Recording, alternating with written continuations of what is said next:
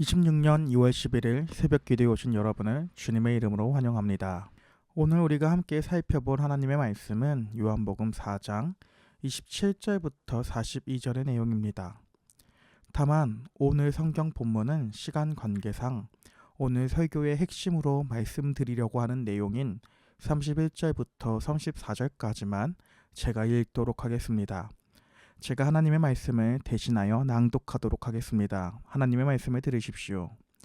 그 사이에 제자들이 청하여 이르되 랍비여 잡수소서.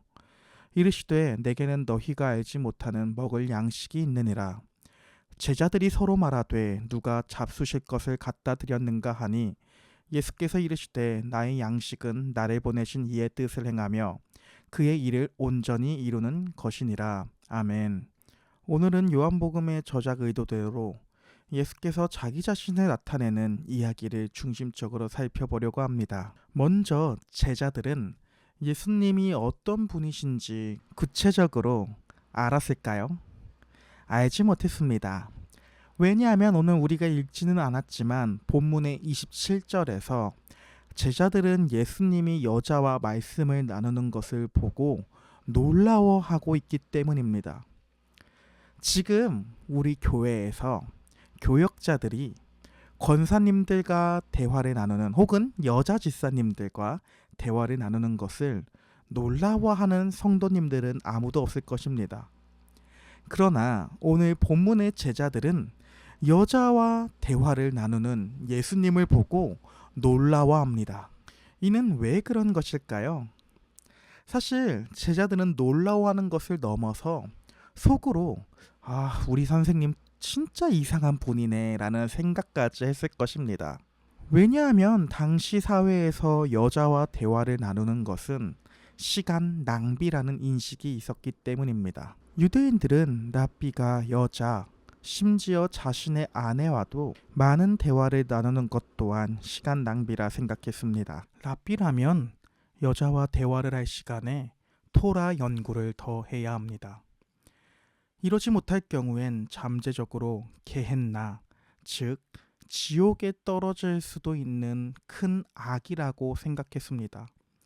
심지어 이들은 딸들에게도 토라를 가르치는 것은 딸들에게 찬기짓을 가르치는 것, 즉 그들을 팔아서 매춘하게 하는 것만큼이나 부적절한 일이라고 당시 사회에서는 생각하기도 했습니다. 제자들은 당시 사회의 편견을 그대로 받아들이고 있습니다.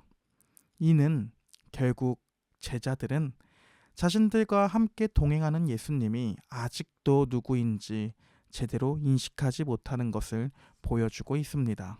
따라서 자신들이 구해온 음식을 먹으라는 제자들의 요청에 예수께서는 너희들이 알지 못하는 먹을 양식이 내게 있다고 말씀하십니다.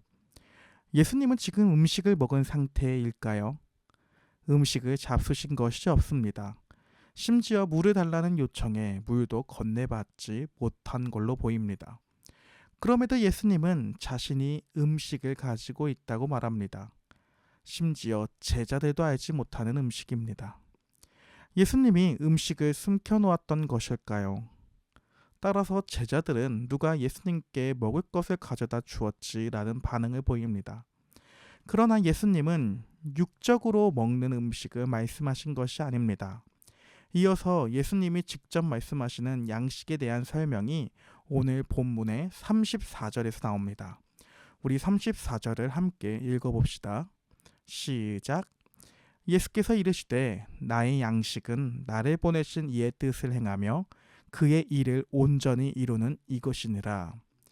즉 예수께서 지금 말씀하시는 이 양식은 하나님의 뜻을 온전히 이루는 일인 것입니다.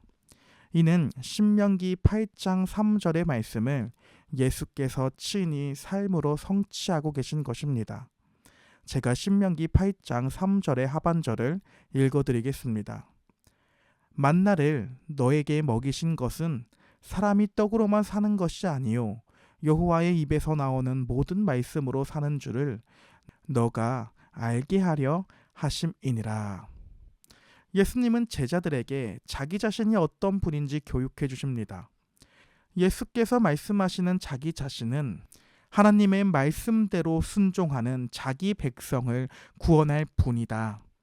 따라서 사마리아 여인과 대화를 한 것은 너희들이 이상하게 볼 행동이 아닌 아버지의 뜻을 행하는 것이다.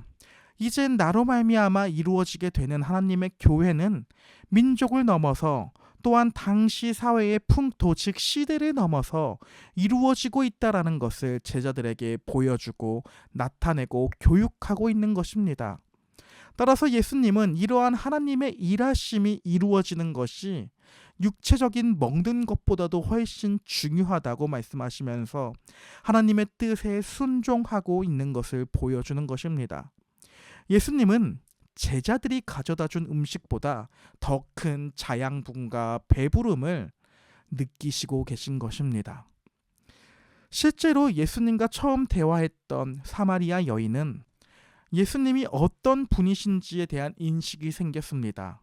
따라서 그녀는 기쁩니다. 인생에서 참된 자유를 발견하고 얻었으므로 흥분합니다. 사람들을 피해 다녔던 그녀가 이제는 많은 사람들 앞으로 달려갑니다.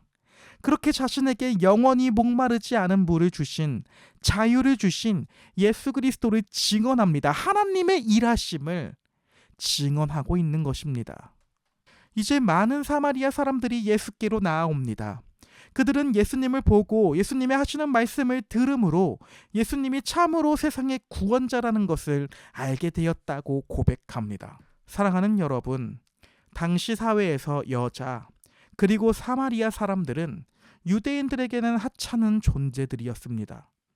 그러나 예수께서는 이런 사람들을 외면하지 않으십니다. 이는 곧 예수님을 이 땅 가운데에 보내신 하나님의 뜻이었습니다. 구약 성경에 기록되어 있는 많은 법들은 자기 백성을 향한 하나님의 사랑의 증거이며 이 법들은 사회에서 소외된 자들을 외면하지 않습니다. 우리의 능력의 유무, 돈의 많고 적음, 현재의 상황이 어렵다라고 하는 그 이유로 하나님은 자기의 백성을 외면하거나 버리시지 않는 분이십니다. 오히려 구약에서는 하나님은 너희 진영 안에 있는 어려운 사람을 도와라고 말씀하십니다. 그렇게 이스라엘은 하나님의 통치를 자신들의 삶 가운데에 적용합니다. 오늘 본문도 마찬가지입니다. 예수님은 당시 사회에서 외면하던 심지어 사마리아 사람들 사이에서도 스스로 외면하던 사마리아 여인을 향해 다가가십니다.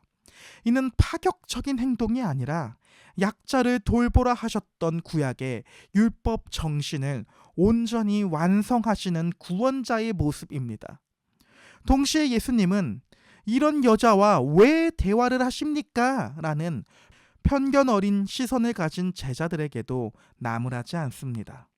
오히려 너희가 모르는 양식이 있다고 말씀하시며 참된 배부름은 참된 인생의 기쁨과 행복은 육체적인 음식이 아니라 영혼을 살리는 하나님의 뜻을 행하는 데 있음을 가르쳐 주십니다.